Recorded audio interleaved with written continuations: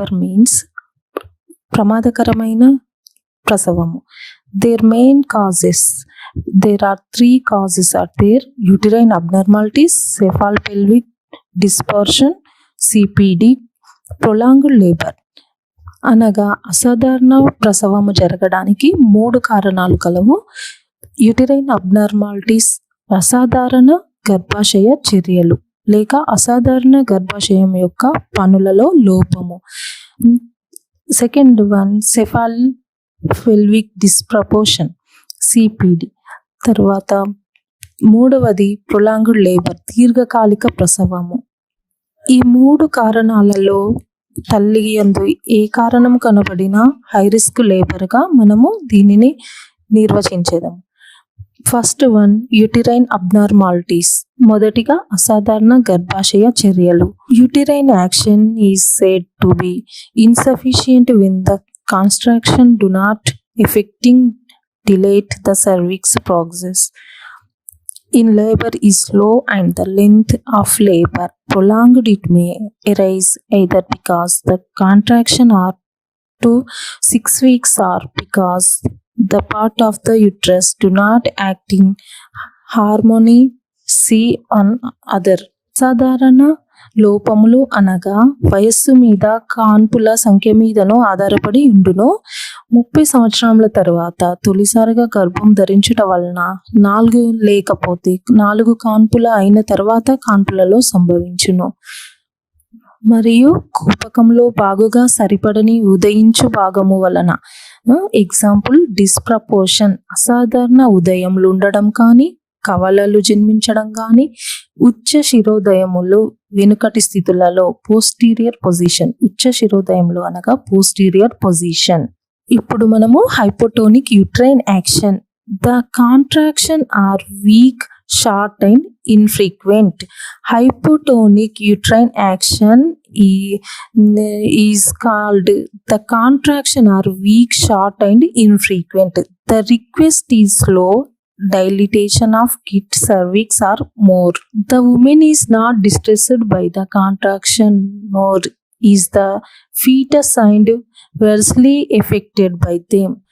Hypotonic uterine action అనగా గర్భాశయం యొక్క పండ్లలో లోపములలో మొదటి కారణము హైపోటోనిక్ యూట్రైన్ యాక్షన్ అనగా గర్భాశయ మాంద్యము అని కూడా అంటారు. ఏ విధమైన డిస్ప్రపోర్షన్ లేకపోయినను బలహీనమైన లేక చిన్న లేక నొప్పులు ఆగి వచ్చే నొప్పుల వలన ప్రసవకాలం అనేది పొడిగింపబడుతుంది. 24 గంటల కంటే ఎక్కువ పట్టినప్పుడు దానిని గర్భకోశ మాంద్యం అని అంటారు. ఆస్ చాలా ఆలస్యంగా వికసించును. ఈ పరిస్థితి ప్రసవం ఎప్పుడైతే మొదలవుతుందో అప్పటి నుండి ప్రైమరీ యూట్రైన్ ఇంటీరియా అని అంటారన్నట్టు. అప్పటి నుండి ఈ ఆస్ చాలా ఆలస్యంగా ఉదయిస్తుంది. ఇక ఉదయించే భాగము బాగుగా జరిగినప్పుడు ప్రసవ సమయంలో ఈ పరిస్థితి ఏర్పడినప్పుడు దాన్ని సెకండరీ యూట్రైన్ ఇంటీరియా అని అంటారు. ఈ గర్భకోశ మాంద్యంలో పరిశీలించవలసిన విషయాలు ఏంటి అంటే, ముందుగా తల్లి పరిస్థితి, నొప్పులు ఎంత త్వరగా వస్తున్నాయో, ఎంత కాలం ఉంటున్నవి, ఎంత బలంగా వస్తున్నవి అనేది మనము గమనించాలి. ఆ తర్వాత ఉదయించు భాగము దిగుచున్నది లేనిది గమనించాలి. పరీక్ష చేసి ఆస్ ఎంత వికసించిందో చూడాలి. టీపీఆర్ మరియు బీపీ 4 గంటలకు ఒకసారి చార్ట్ అనేది మెయింటైన్ చేస్తూ ఉండాలి. తర్వాత అవుట్పుట్ చార్ట్, ఎంత ఆహారం తీసుకున్నది, ఎంతకాలం నిద్రపోయినది చూసి చార్ట్లో రాయాలి. Intake and output chart maintain చేయాలి. 4 గంటలకు ఒకసారి మూత్రంలో ఆల్బ్యూమిన్ కొరకు టెస్ట్ చేయించాలి, యూరిన్ టెస్ట్ అనేది చేయించాలి. మెటర్నల్ డిస్ట్రెస్ సూచనలు ఎడల వెంటనే వాళ్ళకి మెటర్నల్ డిస్ట్రెస్ అనేది ఏమైనా ఉంటే కనుక వెంటనే డాక్టర్కి ఇంటిమేషన్ ఇవ్వాలి. ఇక సెకండ్ వన్ పిండం యొక్క పరిస్థితి. పిండం యొక్క పరిస్థితి 15 నిమిషాలకు ఒకసారి ఫీటల్ హార్ట్ సౌండ్స్ వినవలెను. ఫీటల్ డిస్ట్రెస్ సూచనలు గమనించి వెంటనే డాక్టర్కి ఇంటిమేషన్ ఇవ్వాలి. Management of incoordinate uterine action అనగా అసాధారణ గర్భ పరిస్థితులను మనము అంచనా వేయడం. Cephalic disproportion and malpresentation are excluded by abdominal and vaginal examination. మనము గర్భమును మరియు వజైనాను పరిశీలించడం వలన మనకు అందులో ఉండే అసాధారణ పరిస్థితుల్లో మనము గుర్తించగలుగుతాము. Encouragement from the midwife who must use all her skills to make her as comfortable as possible. తల్లిని ప్రోత్సహిస్తూ తిరిగి మామూలు స్థితికి వచ్చినట్లుగా వాళ్ళకి మిడ్వైఫ్ సహాయము చేసి మంచి పరిస్థితికి తీసుకురావాలి. Dehydration and keto acidosis are connected by an intravenous influence. మన నరము ద్వారా వాళ్ళకి డిహైడ్రేషన్ అవ్వకుండా కీటో అసిడోసిస్ మరియు ఫ్లూయిడ్స్ని నరములో ద్వారా మనము ఇన్ఫ్యూజ్ చేయాలి. Strict fluids balance should kept. ఎల్లప్పుడూ వాళ్ళకి ఫ్లూయిడ్స్ నరములలోనికి ఎక్కిస్తూ వాళ్ళు డీహైడ్రేట్ కాకుండా కంటిన్యూస్గా చూసుకోవాలి. All specimens of urine or tested for the presence of ketones. Frequent mouth washes are given so that the mouth remains moist and fresh. Adequate pain relief is essential and may enable the mother to sleep equally, and anglesia is the method of choice and is very effective in promoting more normal action or pathogen, maybe IV or I. The fetal heart and uterine contraction are mentioned continuously as their condition often result in fetal distress which may necessitate early delivery. The once adequate analgesia has been achieved, the membrane is still intact or ruptured artificially, and low dose of syntocin infusion may be commenced to stimulate normal uterine action. Vaginal examination performed at 2 to 4 hours intervals to assess progress. అసాధారణ గర్భాశయ పరిచర్య పనులలో మనము తీసుకోవాల్సిన పరిచర్య ఏమిటంటే cephalic disproportion and malpresentation are excluded. అంటే vaginal examination, abdominal examination చేయడం వలన పిండం యొక్క పరిస్థితిని మనం గుర్తించడము, తర్వాత మిడ్వైఫ్ యాక్టివ్గా ఉంటూ పేషెంట్ని ఎంకరేజ్ చేస్తూ వాళ్ళని కంఫర్ట్ స్టేజ్లోకి తీసుకురావడం, తర్వాత తల్లి డీహైడ్రేట్ కాకుండా వాళ్ళకి ఎల్లప్పుడూ ఫ్లూయిడ్స్ అందిస్తూ ఉండడము, నరాల ద్వారా ఫ్లూయిడ్ ను ఇన్ఫ్లుయెన్స్ చేయడము, తర్వాత ఫ్లూయిడ్ బ్యాలెన్స్ కూడా మనము మెయింటైన్ చేయాలి. తర్వాత స్పెసిమన్ కోసం యూరిన్ కలెక్ట్ చేసి కీటోన్ టెస్ట్కి పంపివ్వాలి. వాళ్ళ మౌత్ వాషెస్ చేపిస్తూ నోరు తడి ఆరకుండా నోరు పచ్చిగా ఫ్రెష్గా ఉండేటట్టుగా వాళ్ళని ఉంచడము. తర్వాత పెయిన్ రిలీఫ్ కోసము ఎసెన్షియల్గా వాళ్ళకి సరి అయిన నిద్ర ఉండేటట్టుగా వాళ్ళకి మోటివ్ చేయాలి. తర్వాత ప్యాథడోయిన్ ఐవి ద్వారా వాళ్ళకి ఎక్కించాలి. త్వరగా డెలివరీ అయ్యేటట్టుగా చూడడము, పిండం యొక్క గుండె శబ్దములను రెగ్యులర్గా వింటూ వాటిని మనము చార్ట్లో మెన్షన్ చేయాలి. The once adequate analgesia has been achieved. ఉమ్మనీటి సంచిని ఆర్టిఫిషియల్గా పగలకొట్టి డెలివరీ అయ్యేటట్టుగా చూడడము, వజైనల్ ఎగ్జామినేషన్ 2 నుండి 4 గంటలకు ఒకసారి చేస్తూ ఉండాలి. ఈ పరిస్థితులను మనము గమనించడం వలన తల్లిని ప్రమాద స్థాయి నుండి మనము కాపాడవచ్చు. తరువాత మనము రిజిడ్ సర్విక్స్, గట్టి సర్విక్స్ గురించి తెలుసుకుందాము. This is rare condition. The cervix fails to dilate despite normal uterine contraction. The first stage is characterized by severe persistent headaches. On vaginal examination, the cervix initially feel then tight and unyielding but become thick as admetus. గట్టి cervix నందు ఈ గర్భాశయం అనేది సహజంగా పనిచేయను కానీ ఆస్ అనేది ఆలస్యంగా వికసించుట వలన లోపల పరీక్ష చేసేటప్పుడు సర్విక్స్ అనేది పల్చగా బరువుగా తగులుతుంది కానీ తర్వాత మందంగా తయారవుతుంది. ప్రసవం ఆలస్యం అగుట వలన ఉదయించు భాగం మీద పెద్ద క్యాపుట్ వచ్చును. అంటే లేటుగా అవడం వలన బేబీ వచ్చి ఆస్ దగ్గర ఒత్తిడి పెరగడం వలన తల యందు ప్రెషర్ పడి పిండం యొక్క తల వాచును. ఎక్కువగా ఇది ఫస్ట్ ప్రైమీలో మనము చూడగలుగుతాము. తొలి చూళ్ళు నందు మనము ఈ పరిస్థితిని చూడగలుగుతాము.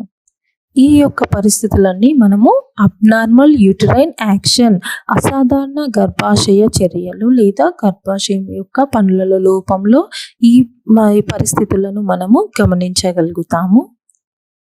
Cephalic pelvic disproportion. This is second abnormality of high risk labor. Cephalic pelvic disproportion CPD అనగా పిండము తలకు తల్లి కూపంనకు మధ్య అసమానత ఉండుట అంటే హెచ్చు తగ్గులు ఉండుట. Cephalic pelvic disproportion means that the head is too big for the particular pelvis through which it is must pass. There is a misfit, it is relative term, and disproportion can be pelvic or cephalic in origin due to small pelvis, large fetus, and a combination of both. It cannot be diagnosed until the 36th week because before then the fetal head is too small for comparison the pelvis. CPD అనగా పిండము తలకు తల్లి కూపంనకు మధ్య అసమానత ఉండడం లేదా హెచ్చు తగ్గులు ఉండడం అనగా ఒక ప్రత్యేకమైన తల అంటే పిండం యొక్క తల అనేది చాలా పెద్దగా ఉన్నప్పుడు ఇది సాధారణంగా ఆకారమున్నను కూపకమున కంటే పెద్దగా ఉండడం. ఇలా ఉండడం వలన సిపిడిని 36 వారముల కంటే ముందు కనుగొనలేము. ఎందుకనగా 36 వారములకు ముందు పిండం తల అనేది చిన్నగా ఉంటుంది. డెలివరీ టైంలో ఇది ప్రయాణించడం అనేది కష్టతరంగా మారుతుంది. పెల్విస్తో పోల్చుటకు వీలు కాదు అన్నమాట. 36 వారముల కంటే ముందు పెల్విస్తో దీన్ని పోల్చడానికి వీలు కాదు. CPD have 3 degrees. First one called minor degree. The anterior postnatal bone is level the anterior border of the symphysis pubis. ఈ సిపిడి అనేది 3 డిగ్రీలను కలిగి ఉంది. అందులో మొదటిది మైనర్ డిగ్రీ. దీనిలో తల ఎంగేజ్ కాదు లేక పెల్విక్ బ్రిమ్ దగ్గర పాస్ అనేది కాదు, ప్రయాణించదు. బ్రిమ్ ద్వారా నెట్టవచ్చును కానీ సింఫసిస్ ప్యూబిస్ దగ్గర యాంటీరియర్ బార్డర్ వరకు ఉంటుంది. దీనినే మైనర్ డిగ్రీ అని అంటారు. Next one moderate degree. The head slightly overlapped and the anterior edged of the symphysis pubis. Second one moderate degree అనగా దీనిలో నెట్టిన తల ఏమవుతుందంటే పెల్విక్ బ్రిమ్లో ఎంగేజ్ చేయలేము. తల కొద్దిగా సింఫసిస్ ప్యూబిస్ యొక్క యాంటీరియర్ ఎడ్జ్ వద్ద మనకి కనిపిస్తూ ఉంటుంది. ఇక major degree, last one is major degree. There is pronounced bulge of head over the anterior edge of the symphysis pubis. చివరిగా మేజర్ డిగ్రీ. దీని యందు తల సింఫసిస్ ప్యూబిస్ యొక్క యాంటీరియర్ ఎడ్జ్ అనగా ముందు అంచు పై భాగంన ఉంటది. అక్కడికి వచ్చినప్పుడు అది ప్రెషర్ వలన ఉబ్బి కనబడును. Methods of determining disproportion by pelvic palpation. The head is grasped as described for pelvic palpation. It means pressure exerted or it in downward and backward direction. remembering of health of plan about 30 degrees in the bed. If a scene of experienced there is no overlap, cephalic pelvic disproportion is not present. అంటే pelvic palpation చేయడం వలన మనము ఇటువంటి పరిస్థితిని మనము గుర్తించవచ్చును. దీనిలో 30 degreesలో bed ఉండేటట్టుగా, పైనకి హెడ్ కొంచెము క్రిందకు ఉండేటట్టుగా చేసి పేషెంట్ని పడుకోబెట్టవలెను. Experienced there is no overlap. Cephalic pelvic disproportion ఉన్న ఎడల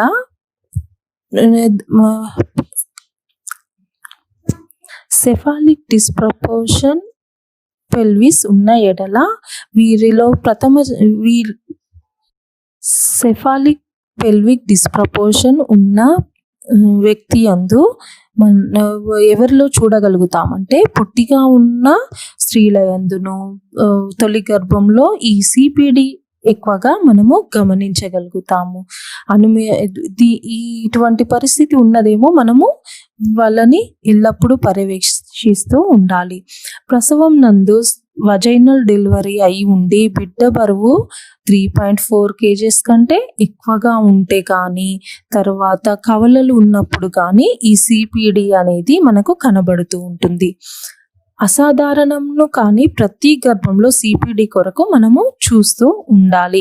ఎందుకంటే ముందే ఇప్పుడు బిడ్డ చాలా పెద్దగా ఉండవచ్చు. దానివల్ల ప్రెషర్ పెండోలస్ అబ్డామిన్ ఉన్న అనుమానించాలి. అంటే అబ్డామిన్ అనేది ఇరుకుగా ఉన్నప్పుడు కూడా ఈ విధమైన పరిస్థితి సిపిడి అనేది మనము చూడవచ్చు. 38 వారాలలో కూడా తల ఎంగేజ్ కాకుండా డాక్టర్కు మనము రిఫర్ చేయాలి. ప్రైమీలో అయితే 36 వారంలో కూడా ఎంగేజ్ కాకుండా మనము డాక్టర్కి రిఫర్ చేయాలి. డాక్టర్ పరీక్ష చేసిన తర్వాత ఏ డిగ్రీలో ఉన్నది అనేది మనము తెలుసుకోవాలి. తల సింఫసిస్ ప్యూబిస్ వద్దకు ఏ లెవెల్లో ఉన్నది, ఇంటర్నల్ పెల్విస్ అసెస్మెంట్ ఉన్నదా లేదా అనేది, తర్వాత ఎక్స్రే చేయడం వలన కూడా మనము దీనిని గుర్తించవచ్చు. Left hand grip. While facing the woman feet, the left hand grasps the fetal head, the thumb being on its right side, and when the head is pushed in a backward direction, can be recognized the first 2 fingers of the right hand. Assume any develop at the symphysis pubis. మనము అబ్డామిన్ను palpate చేసి చూడటం వలన వాళ్ళ యొక్క పిండం యొక్క పాదములు మనకు ఎడమ సైడు మనము తగిలినప్పుడు, తల అనేది రైట్ సైడ్ మనకి తగిలినప్పుడు మనము పైనుండి ప్రెషర్ ఇస్తూ పుష్ చేయడం వలన, పైనకు కిందికి పుష్ చేస్తూ ఉండడం వలన సింఫసిస్ ప్యూబిస్లోకి తల ఇమిడేటట్లుగా మనము చేయవచ్చును. దీనికి చికిత్స ఏమిటంటే మేజర్ మరియు మోడరేట్ డిగ్రీలలోనేమో సిజేరియన్ చేయాలి. ఇక మైనర్ డిగ్రీలో ట్రయల్ లేబర్ను మనము చేయవచ్చు, వజైనల్ డెలివరీ చేయుటకు ప్రయత్నించవచ్చు. ఈ ట్రయల్ లేబర్ అనేది యూటిరైన్ కాంట్రాక్షన్ మీద ఆధారపడి ఉంటుంది. అలాగే పెల్విక్ జాయింట్స్ ఎంత మట్టుకు వదులై ఉన్నవి అనేది వాటిని చూడడం వలన కూడా మనకి ఆధారపడి ఉంటుంది. పిండం యొక్క తల ఎంత మోల్డ్ అవుతుంది అనేది కూడా ఆధారపడి ఉంటుంది. తల్లి యొక్క శరీర బలము, మనస్థైర్యం మీద కూడా ఆధారపడి ఉంటుంది. కానీ ఈ విధమైన ప్రసవము చేయునప్పుడు డాక్టర్ పర్యవేక్షణలో దీనిని చెయ్యాలి. ఉమ్మనీటి సంచి పగిలిన వెంటనే, బలమైన నొప్పులు బాగా వచ్చినప్పుడు, తల జరుగుట తృప్తిగా లేనప్పుడు, గర్భాశయ మాంద్యము సూచనలు ఉన్నప్పుడు కానీ, తల్లికి కానీ పిండంకి ఏమైనా ప్రమాదాలు కనిపించినప్పుడు వెంటనే డాక్టర్ పర్యవేక్షణలో సిజరిన్ సెక్షన్కి అనుమతి ఇవ్వాలి. ఈ కారణాలన్నీ మనకి సిపిడిలో కనబడుతూ ఉంటాయి. హై రిస్క్ లేబర్లో థర్డ్ కాజ్ వచ్చేసి prolonged labour. Prolonged labor. The labor said as prolonged when the combined duration of the first and second stage is more than the arbitrary time limit of 18 hours. The prolongation included prolonged cervical dilatation in the first stage and are inadequate descent of the presenting part during the first. Prolonged labour అనగా దీర్ఘకాలిక ప్రసవము అని అర్థము. దీనిలో కాన్పు చాలా సమయము పట్టడం అని అంటారు. అంటే మొదటి దశ ఏదైతే ఉందో లేబర్ చేయనప్పుడు మొదటి దశ లేదా మరియు రెండవ దశ కలిపి 18 గంటల కంటే ఎక్కువ సమయము పట్టడం అన్నమాట. 18 గంటల కంటే ఎక్కువ సమయం పట్టినప్పుడు దానిని దీర్ఘకాలిక ప్రసవము అని అంటారు. Second stage of labour, a latent phase that exceeds 20 hours in primigravida and 14 hours in multipara is abnormal.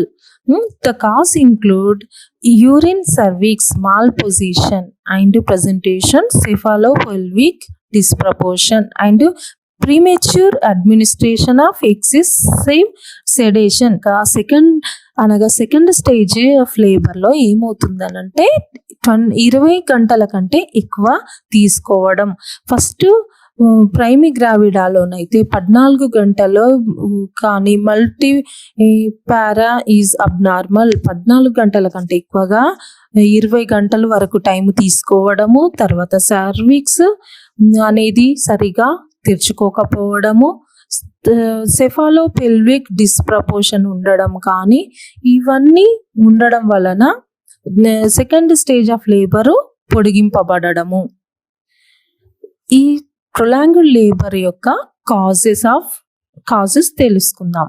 ఈ causes of prolonged labour, any one combination of the basic elements in labour could be responsible to create the situation. It means first stage failure. First stage failure means fault in power includes abnormal uterine contractions such as uterine interior or incoordination uterine action. Fault in the passage include contracted pelvic, cervical dystocia, pelvic tumor or even full bladder. Fault in the passenger included malposition and malpresentation, congenital anomalies of the fetus such as hydrocephalus. First stage దీర్ఘకాలిక ప్రసవం నందు first stage యొక్క కారణాలు ఏంటి అని అంటే cervix వికసించలేకపోవటము, hypotonic గర్భసంచి, ఇనర్షియాగా ఉండడం కానీ గర్భసంచి పని సమన్వయం లేకపోవడము, తర్వాత సర్వైకల్ డిస్టోషియా అనే కారణాల వలన ఈ ఫస్ట్ స్టేజ్లో మనము చూడగలుగుతాము. సెకండ్ స్టేజ్ యూటరైన్ ఇన్షీరియా, inability to bear down, epidural analgesia, contraction ring. Uterine insuria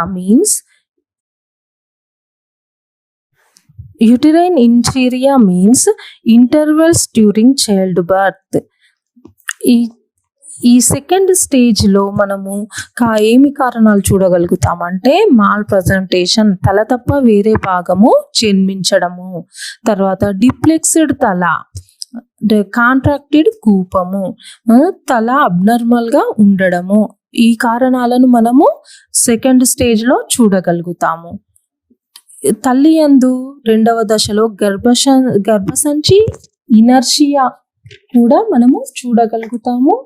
గర్భసంచిలో సరిగా సామర్థ్యం లేకపోవడము, స్వచ్ఛంద శక్తిని వాడకపోవడము, తర్వాత కన్స్ట్రక్షన్ రింగు ఏర్పడటంలో లోపము చూడగలుగుతాము.